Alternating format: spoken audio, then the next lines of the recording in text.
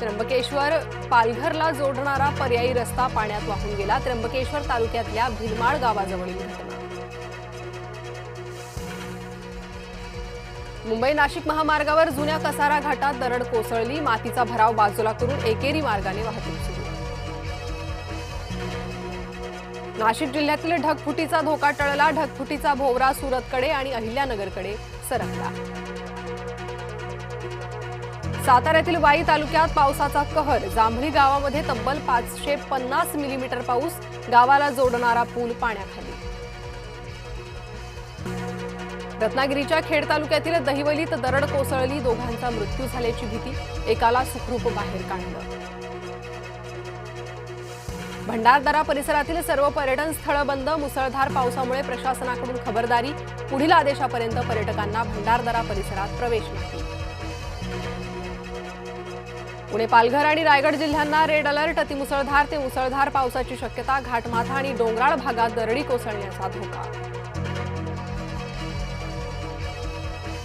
मध्य रेल्वेची main line आणि हार्बर मार्गावरील वाहतूक सुरळीत। पश्चिम रेल्वेची जलद मार्गावरील वाहतूक 25 मिनिटं उशिराने। पश्चिम रेल्वेच्या धीम्या मार्गावरील वाहतूक सुरळीत। मुंबई, ठाणे आणि नवी मुंबईतील शाळांना आज सुट्टी। मुसळधार पावसाच्या पार्श्वभूमीवर प्रशासनाकडून खबरदारी। भीमा आणि इंद्रायणी नदीच्या पाणी पातळीत वाढ। मुसळधार पावसामुळे बंधारा पाण्याखाली। शिरूर, दौंड, हवेली तालुक्याचा संपर्क तुटला। रायगड जिल्ह्यात पावसाची विश्रांती। रोहा, पेण आणि नागोठण्यातील पूरस्थिती निवळली। ग्रामीण भागातील जनजीवन हळूहळू पूर्वपदावर। पुणे, मुंबई मिसिंग लिंकवरील वाहतूक पुन्हा सुरू। राज्य रस्ते वाहतूक महामंडळाची घोषणा। तांत्रिक तपासण्यांनंतर वाहतूक पूर्ववत। मिसिंग लिंकच्या दुरवस्थेवरून संदीप देशपांडेंचा टोला। मिसिंग लिंकवर दरड कोसळली त्याला नेहरूच जबाबदार। ज्यांना सरकारवर टीका करायची आहे त्यांनी पाकिस्तानात जावं असा खोचक टोला। कर्जत ते लोणावळा दरम्यानची रेल्वे वाहतूक अद्यापही बंद। दरड हटवण्याचं काम सुरू। मुंबई ते पुणे दरम्यानच्या दोन्ही दिशेच्या एक्सप्रेस आजही रद्द। 12 तासांनंतर खेडमधल्या खवटीतील दरड हटवली। मुंबई गोवा महामार्गावरील एकेरी वाहतूक सुरू। संत तुकारामांच्या पालखीचं आज देहूतून प्रस्थान। अतिवृष्टीमुळे मर्यादित वारकऱ्यांच्या उपस्थितीत होणार सोहळा। उपमुख्यमंत्री सुनेत्रा पवार राहणार उपस्थित।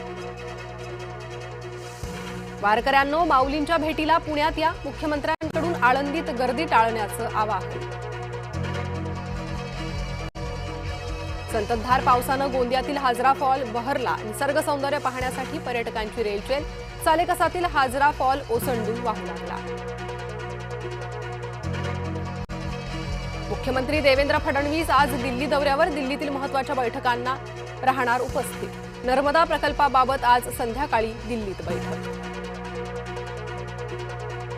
अयोध्या श्रीराम मंदिर दानचोरी प्रकरणी चंपतराय, अनिल मिश्रा यांचे राजीनामे मंजूर। त्रिसदस्यीय समिती स्थापन। सुरेश हावरे त्रिसदस्य समितीमध्ये।